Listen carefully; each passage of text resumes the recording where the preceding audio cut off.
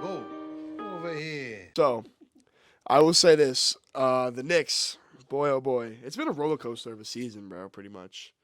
We're at 30-game mark. You know what you're getting from your team at this point. Well, at least I thought I did. It's just so weird how the world can change because we lost. So the last time we talked about the Knicks was they got blown out by Dallas on Sunday night on Sunday in the Sunday a matinee affair. This is the 12 o'clock game, right? They got blown out at home, getting booed off the court. We all thought Tibbs was gonna be fired. Since then, seven straight.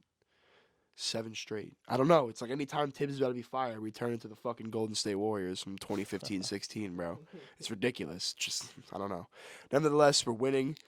I realized throughout the 7-game win streak how tight the fucking seeds from seeds 4. I can't work like this anymore, bro. Yeah, I dude, can't. stop distracting. You just give, and you give, and you just he's take it away. All right, we're actually gonna kill Bosco right now. Okay. Anyways, yeah. So we all thought Tibbs was gonna be fired. He should be. Fuck him. But 7 straight, bro. Crazy. I don't know. I realized throughout the 7-game win streak how tight like the seeds 4 to like 12 were in the Eastern Conference. Because I really wasn't paying attention to the other standings besides us. And dude, 7-game win streak, crazy. We went from like the 12th team in the conference to up to the 6th now. I believe we're 17-13. Philadelphia is 16-12, and I think they're down. Last time I checked, they were down to Toronto. The game's like in the fourth quarter, like 2 minutes left at this point. So if they lose, we go up to the 5th seed. If we don't, we stay 6th. But I mean, dude, 6th seed. What did I say at the start of the? I said at the start of the year. I said if Brunson's having a good ass year and we start winning games, he could be an all-star. Well, I mean, we're winning games and he's been the best player. Randall's been having a good year. I still think we should trade him. I got hate for this on Twitter that I said that we should trade Randall. I was beefing with some people on Twitter. I was like, it's not that I literally was like they were like talking about it was a stat of like Randall's like last like 7 games and it was good numbers, right? And I said, I'll clip you the conversation. Okay. I said, I was like, maybe I won't. It depends on what I said. I'll remind you. It depends on what I said. I gotta read it back. But I said something along the lines of like, Randall's been good, but I'd trade him in a heartbeat right now. And somebody was like, why? Just so you can replace him with a defensive liability in Obi. He was talking about Obi because Obi's been injured. He's been injured for like the last like month. And I was like, I never said that. I just know the ceiling with Randall as our best player, or 1A and 1B, because Brunson would be 1A, he'd be 1B. Randall's not a 1, and if you don't know you guys don't know what that means. A 1 is the alpha on the team. Yeah, yes. A 1 is a can LeBron. figure that out. A 1 is a Luka, Giannis, Kevin Durant, Jason Tatum, Steph Curry. That's a 1. That's the best player on a championship team by a country mile. That's what a 1 is. And Randall's not that. Not that at all. Randall's not even a 2, bro. Low key. Randall on a 2, he would need like a LeBron to be able to like have some success, I feel like. But like I said, like I know the ceiling with Randall is our best player, and it's at best a 2nd-round exit. At best. It may not even be that. At best, it may be 2nd-round exit would be that'd be the absolute best because that means you won in the 1st round. It's not a bad observation.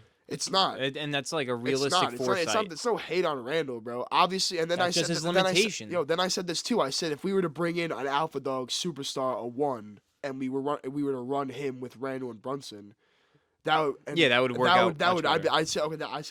All I said was that's a different conversation because then you have the 1, and all I'm trying to make the point is that Randall as your best player as for any team, no offense, 2nd-round exit at best. Given the Knicks situation, how there's good rotational pieces around, but like I said, and I got hate on for Twitter on that, But hey, I still think he's been playing good. He's on the team now. I'm not gonna hate on him. He's on our team. All right, well I will, but I'm not gonna Yeah. I'm not gonna actually physically hate him. He's on. I'm not gonna root against him. Is what I'm trying to say.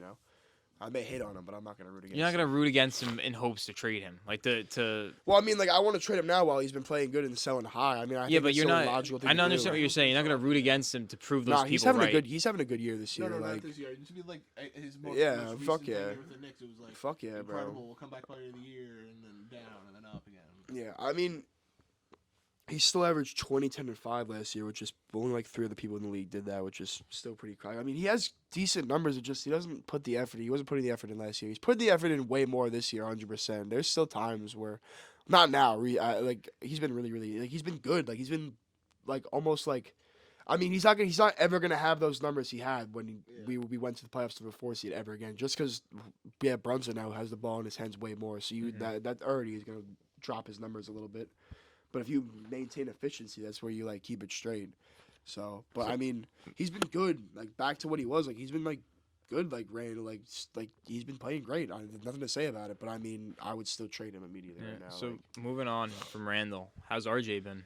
Good. He's in his Michael Jordan era, right? It's been weird. Dude, oh yeah, that photo. I saw that meme. We'll put the photo in the fucking thing, dude. It's facts, that photo, though. I gotta be honest with you, bro. Like, he just I'll clip it. I'll clip it on the screen. Every year off slow, like, for the past 3 years. And then by November, December time comes around, he has just been having great numbers. I mean, it's been slow, but it's been weird because he was having... It wasn't like he was starting off slow like he usually does. Like, it was just like he was having a couple good games and bad. It was like this. And then we hit consistency. Then we hit the West Coast trip, and he got sick, and he played through it, and he just plummeted his efficiency and shit. And then he was trying to bite through that, get his legs back, and he's finally got his leg back. I mean, he should have been better throughout the season, but we're winning now. He needs to be just. I don't even know what to say, to be honest with you. It's weird. It's weird because, like, we're winning now, but it's like, I don't know. Like, I feel like we still could get blown out by 40 any night, just, you know. So, but I feel like RJ needs to, I don't know.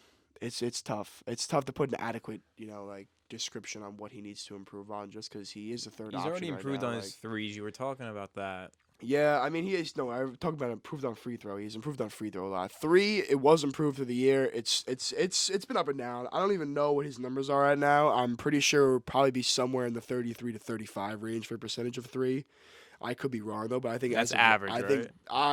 Yeah, 35, 36 is like average 40% is like above average. 40% is fucking really good. Oh, okay. 40% is really good. Like 37 to 39 is like the range where like you're good. Like, you know, even 39% is really good if you shoot at a high clip.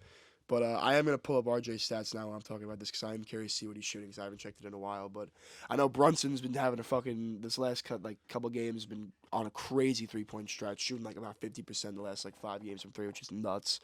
But yeah, I will say this. Oh, yeah, see, it's still down, bro. It's still down. He's averaging 19.4 on 41% from the field, 30% from 3, and 76% from free throw, which is up. 76% from free throw is pretty good for him, at least. You know? But like I said, bro, his plus minus is up a lot, huge. His plus minus is 0.8. It's positive. That's fucking huge.